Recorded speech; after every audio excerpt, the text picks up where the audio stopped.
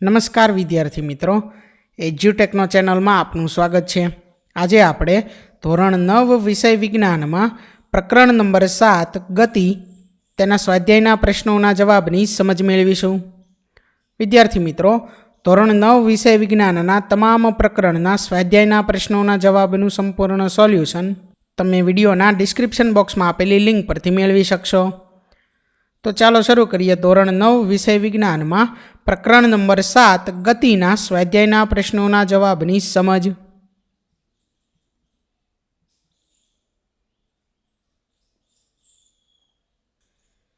સૌથી પહેલા છે પ્રશ્ન નંબર 1। એક એથ્લેટ 200 મીટર વ્યાસ ધરાવતા વર્તુળાકાર પથ પર એક ચક્કર 40 સેકન્ડમાં પૂરું કરે છે। 2 મિનિટ 20 સેકન્ડ બાદ તેને કેટલું અંતર કાપ્યું હશે તથા તેનું સ્થાનાંતર કેટલું હશે? તો વર્તુળાકાર માર્ગનો વ્યાસ અહીં છે 200 મીટર, એટલે ત્રિજ્યા કેટલી થશે? વ્યાસના છેદમાં 2 એટલે 100 મીટર। વર્તુળ પથ પર એક ચક્કર પૂર્ણ કરવા માટે લાગતો સમય કેટલો આપેલો છે? 40 સેકન્ડ। તો 2 મિનિટ અને 20 સેકન્ડ એટલે કે 140 સેકન્ડમાં એથ્લેટ 140ના છેદમાં 40 એટલે 3.5 ચક્કર પૂર્ણ કરશે। એક ચક્કર પૂર્ણ થતાં કાપેલું અંતર એ વર્તુળના પથના પરિઘ જેટલું હશે, એટલે કે 2πr જેટલું હશે। તો 3.5 ચક્કર પૂર્ણ થતાં કાપેલું અંતર 2πr ગુણ્યા 3.5। તો પાઈની કિંમત 22ના છેદમાં 7, r બરાબર 100। આ કિંમત મૂકીએ તો જવાબ છે 2200 મીટર। ત્યાર પછી 3.5 ચક્કર પૂર્ણ થતાં એથ્લેટ વર્તુળ પથ પર વ્યાસના બીજા છેડે હશે, તેથી એથ્લેટનું સ્થાનાંતર બરાબર વર્તુળનો વ્યાસ બરાબર 2r, તો એના બરાબર આવશે 200 મીટર। આમ અંતર 2200 મીટર અને સ્થાનાંતર 200 મીટર થશે। ત્યાર પછી પ્રશ્ન નંબર 2। 300 મીટરના સીધા રસ્તા પર જોસેફ જોગિંગ કરતો 2 મિનિટ 30 સેકન્ડમાં એક છેડા A થી બીજા છેડા B સુધી પહોંચે છે। ત્યાંથી પાછો ફરી 1 મિનિટમાં 100 મીટર પાછળ રહેલા બિંદુ C પર પહોંચે છે। જોસેફની સરેરાશ ઝડપ અને સરેરાશ વેગ। પ્રશ્ન A કે A છેડાથી B છેડા સુધી તથા પ્રશ્ન B A છેડાથી C છેડા સુધી કેટલો હશે? તો અહીં A થી B દરમિયાનની ગતિ માટે કાપેલું અંતર 300 મીટર બરાબર સ્થાનાંતર જરૂરી સમય છે 2 મિનિટ અને 30 સેકન્ડ। તો 2 ગુણ્યા 60 પ્લસ 30 તો જવાબ છે 150 સેકન્ડ। સરેરાશ ઝડપ બરાબર કાપેલું કુલ અંતર છેદમાં કુલ સમય, તો 300ના છેદમાં 150 જવાબ છે 2 મીટર પ્રતિ સેકન્ડ। સરેરાશ વેગ પણ 2 મીટર પ્રતિ સેકન્ડ થશે। ત્યાર પછી B A થી તે દરમિયાનની ગતિ માટે કાપેલું અંતર 300 પ્લસ 100 મીટર તો બરાબર 400 મીટર થશે। સ્થાનાંતર AB માઇનસ BC બરાબર 300 માઇનસ 100 એટલે 200 મીટર થશે। જરૂરી સમય 2 મિનિટ અને 30 સેકન્ડ પ્લસ 1 મિનિટ એટલે સમય થશે 210 સેકન્ડ। સરેરાશ ઝડપનું સૂત્ર મૂકીએ અને એમાં કિંમત મૂકીએ તો જવાબ 1.90 મીટર પ્રતિ સેકન્ડ આવશે। સરેરાશ વેગ બરાબર સ્થાનાંતરના છેદમાં કુલ સમય, તો એનો જવાબ આવશે 0.95 મીટર પ્રતિ સેકન્ડ। આમ A સરેરાશ ઝડપ બરાબર 2 મીટર પ્રતિ સેકન્ડ અને સરેરાશ વેગ બરાબર 2 મીટર પ્રતિ સેકન્ડ થશે। ત્યાર પછી પ્રશ્ન બીનો જવાબ સરેરાશ ઝડપ બરાબર 1.90 મીટર પ્રતિ સેકન્ડ આવશે અને સરેરાશ વેગ બરાબર 0.95 મીટર પ્રતિ સેકન્ડ। ત્યાર પછી પ્રશ્ન નંબર 3। અબ્દુલ ગાડી દ્વારા શાળાએ જતી વખતે સરેરાશ ઝડપ 20 કિલોમીટર પ્રતિ કલાક માપે છે। તે જ રસ્તા પર પાછા ફરતી વખતે ટ્રાફિક ઓછો હોવાને કારણે તે 30 કિલોમીટર પ્રતિ કલાક સરેરાશ ઝડપ માપે છે। અબ્દુલની સમગ્ર મુસાફરી દરમિયાન સરેરાશ ઝડપ કેટલી હશે? તો અહીં દાખલો આપેલો છે, જેની અંદર સૌથી પહેલાં છે ઘરેથી શાળા તરફની ગતિ માટે સરેરાશ ઝડપ બરાબર કુલ અંતર છેદમાં કુલ સમય। અહીં કુલ સમયને કરતા બનાવીએ તો કુલ સમય બરાબર કુલ અંતર છેદમાં સરેરાશ ઝડપ, કુલ અંતર x મીટર, સરેરાશ ઝડપ છે 20 કિલોમીટર પ્રતિ કલાક, તો સમીકરણ 1 થશે x ના છેદમાં 20 કલાક। ત્યાર પછી શાળાએથી ઘરની તરફ ગતિ માટે સરેરાશ ઝડપ, તો એ છે કુલ અંતર છેદમાં કુલ સમય। ઉપર મુજબ જેમ કુલ સમયને કરતા બનાવ્યો તેમજ અહીંયા પણ બનાવવાનું છે, તો x ના છેદમાં 30 કલાક એ થશે આપણું સમીકરણ નંબર 2। હવે ઘરથી શાળા અને શાળાથી ઘર સુધીની સમગ્ર ગતિ દરમિયાન એટલે કે સમગ્ર મુસાફરી દરમિયાન અબ્દુલે કાપેલું કુલ અંતર x+x એટલે 2x કિલોમીટર અને એના માટે લીધેલો કુલ સમય x/20 + x/30 કલાક. તેનો જવાબ આવશે x/12 કલાક. સમગ્ર ગતિ માટેની સરેરાશ ઝડપ બરાબર કુલ અંતર છેદમાં કુલ સમય. કુલ અંતર અને કુલ સમયનું અહીં કિંમત મૂકવાની છે. કુલ અંતર છે 2x કિલોમીટર અને કુલ સમય છે x/12 કિલોમીટર. તો જવાબ આવે 24 કિલોમીટર પ્રતિ કલાક. આમ અબ્દુલની સમગ્ર ગતિ માટેની સરેરાશ ઝડપ 24 કિલોમીટર પ્રતિ કલાક હશે. ત્યાર પછી પ્રશ્ન નંબર 4. તળાવમાં સ્થિર અવસ્થામાં રહેલી એક મોટર બોટ સુરેખ પથ પર 3 મીટર પ્રતિ સેકન્ડ વર્ગના અચળ પ્રવેગથી 8 સેકન્ડ સુધી ગતિ કરે છે. આ સમયગાળામાં મોટર બોટ કેટલી દૂર ગઈ હશે? તો અહીં યુ એના બરાબર 0 છે, ટી બરાબર 8 સેકન્ડ, એ બરાબર 3 મીટર પ્રતિ સેકન્ડ વર્ગ. મોટરથી ચાલતી હોડી એટલે કે મોટર બોટ વડે કપાયેલું અંતર એસ બરાબર યુ ટી પ્લસ 1/2 AT². તો અહીં દરેકની કિંમત મૂકીએ તો જવાબ આવે છે 96 મીટર. આમ મોટર બોટે કાપેલું અંતર 96 મીટર છે. ત્યાર પછી પ્રશ્ન નંબર 5. 52 કિલોમીટર પ્રતિ કલાકની ઝડપથી ગતિ કરતી કારનો ડ્રાઈવર બ્રેક મારે છે. તો પ્રશ્ન એ. આ સમયગાળા દરમિયાન કારે કાપેલ અંતર દર્શાવતો ભાગ આલેખ પર છાંયાંકિત કરો. ત્યાર પછી પ્રશ્ન બી. આલેખનો કયો ભાગ કારની નિયમિત ગતિ દર્શાવે છે? તો અહીં આલેખ આપેલો છે. ત્યાર પછી ગણતરી કાર 1 માટે. તો કાર 1 માટે પ્રારંભિક ઝડપ યુ બરાબર 52 કિલોમીટર પ્રતિ કલાક. તો એના બરાબર 52 મીટર ગુણ્યા 1000 મીટર છેદમાં 3600 સેકન્ડ. તો અહીં કલાકને સેકન્ડમાં ફેરવી છે, કિલોમીટરને મીટરમાં ફેરવેલા છે. તો જવાબ છે 14.44 મીટર પ્રતિ સેકન્ડ. સ્થિર થવા સુધીમાં કારે કાપેલું અંતર. ત્યાર પછી S1 બરાબર કાટકોણ ત્રિકોણ AOBનું ક્ષેત્રફળ. તો એ છે 1/2 ગુણ્યા 14.44 ગુણ્યા 5. તો જવાબ છે 36.1 મીટર. આને આપણે પરિણામ નંબર 1 કહી દઈએ. ત્યાર પછી કાર 2 માટે પ્રારંભિક ઝડપ યુ બરાબર 34 કિલોમીટર પ્રતિ કલાક.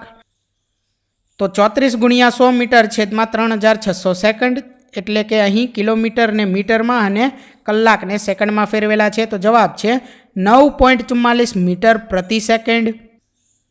ત્યાર પછી સ્થિર થવા સુધીમાં કારે કાપેલું અંતર S1 બરાબર કાટકોણ ત્રિકોણ COBનું ક્ષેત્રફળ. તો 1/2 ગુણ્યા 9.44 ગુણ્યા 10. તો જવાબ છે 47.2 મીટર, જેને આપણે પરિણામ નંબર 2 કહી દઈએ. તો અહીં પરિણામ નંબર 1 અને 2 પરથી સ્પષ્ટ છે કે બ્રેક લગાડ્યા પછી કાર 2 કાર 1 કરતાં વધારે અંતર કાપે છે. ત્યાર પછી પ્રશ્ન નંબર 6. આકૃતિ 7.10માં 3 વાહનો A, B અને C માટે અંતર વિરુદ્ધ સમયનો આલેખ દર્શાવેલ છે. આલેખનો અભ્યાસ કરી નીચેના પ્રશ્નોનો ઉત્તર આપો. જેમાં પ્રશ્ન એ. ત્રણેયમાંથી સૌથી વધારે ઝડપથી કોણ ગતિ કરે છે? ત્યાર પછી પ્રશ્ન બી. શું ત્રણેય કોઈ સમયે રોડ પરના એક જ બિંદુએ હશે? ત્યાર પછી પ્રશ્ન સી. જ્યારે બી એ પાસેથી પસાર થાય ત્યારે સી કેટલે દૂર હશે? અને છેલ્લો પ્રશ્ન છે ડી. જ્યારે બી સી પાસેથી પસાર થાય તે સમય દરમિયાન તેણે કેટલું અંતર કાપ્યું હશે? તો અહીં પહેલા પ્રશ્ન એનો જવાબ મેળવીએ તો ઝડપ બરાબર અંતર વિરુદ્ધ સમયના આલેખનો ઢાળ બરાબર tan θ. અત્રે આપેલ આકૃતિ પરથી θ1 ગ્રેટર દેન θ2 ગ્રેટર દેન θ3 એટલે કે tan1 greater than tan2 greater than tan3 થાય. એટલે બીની ઝડપ ગ્રેટર દેન સીની ઝડપ ગ્રેટર દેન એની ઝડપ થાય. તેથી વાહન બી જે છે એટલે કે બી વાહન સૌથી વધુ ઝડપે ગતિ કરે છે.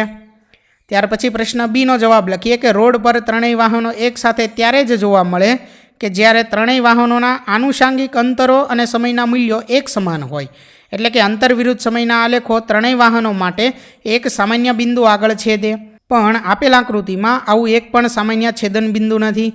તેથી ત્રણેય વાહનો એકબીજાને એક સામાન્ય બિંદુ પાસે મળશે નહીં. ત્યાર પછી પ્રશ્ન સી માટે ગણતરી કરીએ કે આપેલ આકૃતિ પરથી સ્પષ્ટ છે કે વાહન બી વાહન મને ડી બિંદુ આગળ પસાર કરે છે. આ વખતે વાહન સી ઈ બિંદુ પાસે હશે જેનો વાય 7 કિલોમીટર છે. તેથી જ્યારે બી એ પાસેથી પસાર થશે ત્યારે ઉગમ બિંદુથી 7 કિલોમીટર અંતરે હશે. એટલે કે સીએ કાપેલું અંતર 7 - 2 બરાબર 5 કિલોમીટર થશે. ત્યાર પછી પ્રશ્ન ડીનો જવાબ લખીએ કે આપેલ આકૃતિ પરથી સ્પષ્ટ છે કે બી સીને એફ બિંદુ આગળ પસાર કરે છે. બિંદુનું ઉગમ બિંદુથી અંતર 4.5 કિલોમીટર છે.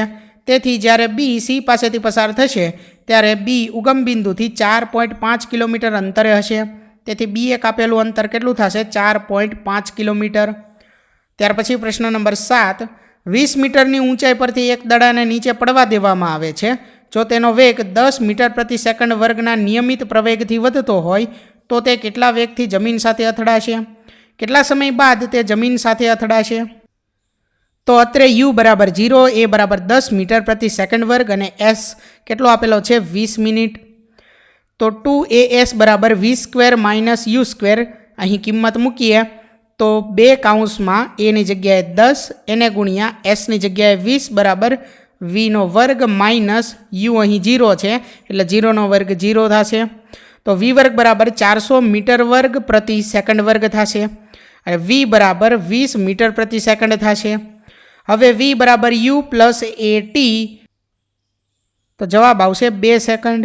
આમ દડો જમીનને 20 મીટર પ્રતિ સેકન્ડ જેટલા વેગથી અથડાશે અને ગતિની શરૂઆત કર્યા બાદ 2 સેકન્ડ પછી જમીનને અથડાશે. ત્યાર પછી પ્રશ્ન નંબર 8, આકૃતિ 7.11માં ઝડપ વિરુદ્ધ સમયનો આલેખ એક ગતિ કરતી કાર માટે દર્શાવેલ છે. તો પ્રશ્ન એ, પ્રથમ 4 સેકન્ડમાં કાર કેટલું અંતર કાપશે? આ સમયગાળા દરમિયાન કાર દ્વારા કપાયેલ અંતરને આલેખમાં છાંયાંકિત કરો. ત્યાર પછી પ્રશ્ન બી, આલેખનો કયો ભાગ કારની નિયમિત ગતિ દર્શાવે છે?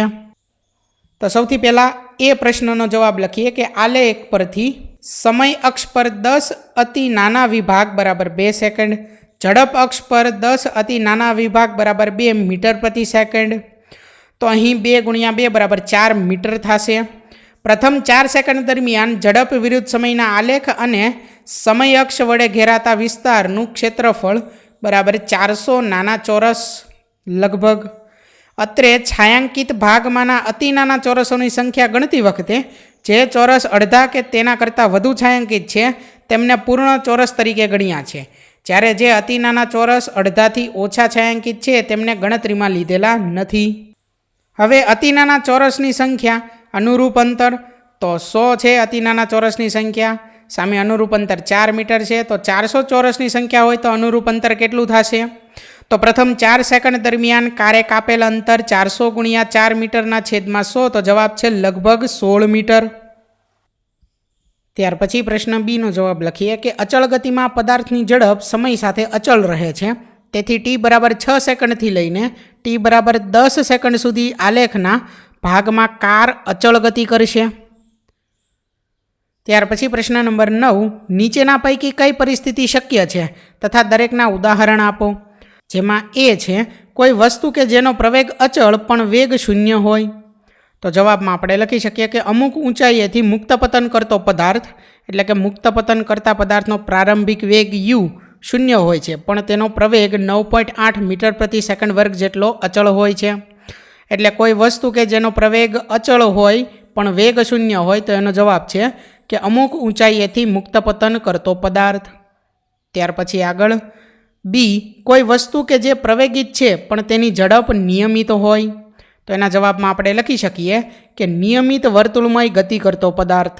તો અહીં નીચે સમજાવેલું છે કે નિયમિત વર્તુળમય ગતિ કરતા પદાર્થના કિસ્સામાં વર્તુળ માર્ગના જે તે બિંદુ આગળ પદાર્થનો વેગ ત્યાં દોરેલ સ્પર્શકની દિશામાં હોય છે પણ તેનો પ્રવેગ કેન્દ્રગામી એટલે કે વર્તુળના કેન્દ્ર તરફની દિશામાં હોય છે.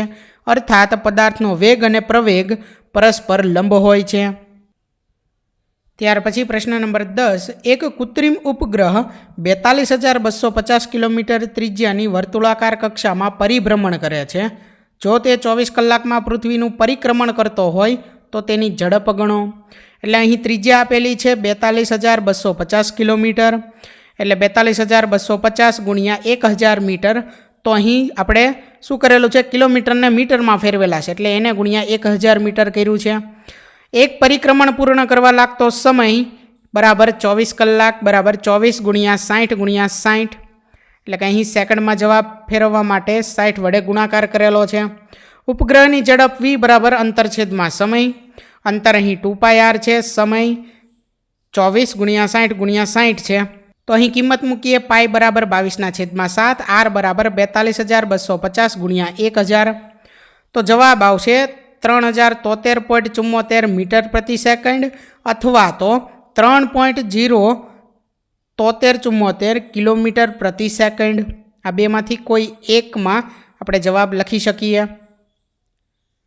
ઉપગ્રહની ઝડપ વીની ગણતરી કિલોમીટર પ્રતિ કલાકમાં નીચે મુજબ થાય છે કે 3073.74 ગુણ્યા 10⁻³ કિલોમીટરના છેદમાં 1/3600 કલાક. તો અહીં જે જવાબ આવશે એ આવશે 1,10,65,464 ગુણ્યા 10⁻³ કિલોમીટર પ્રતિ કલાક, એટલે કે 11,065.414 કિલોમીટર પ્રતિ કલાક, જેને આપણે 1.11 ગુણ્યા 10⁴ કિલોમીટર પ્રતિ કલાક લખી શકીએ. તો વિદ્યાર્થી મિત્રો, અહીં ધોરણ 9 વિષય વિજ્ઞાનમાં પ્રકરણ નંબર 7ના સ્વાધ્યાયના પ્રશ્નોના જવાબનું સોલ્યુશન પૂર્ણ થાય છે. થેન્ક યુ દોસ્તો.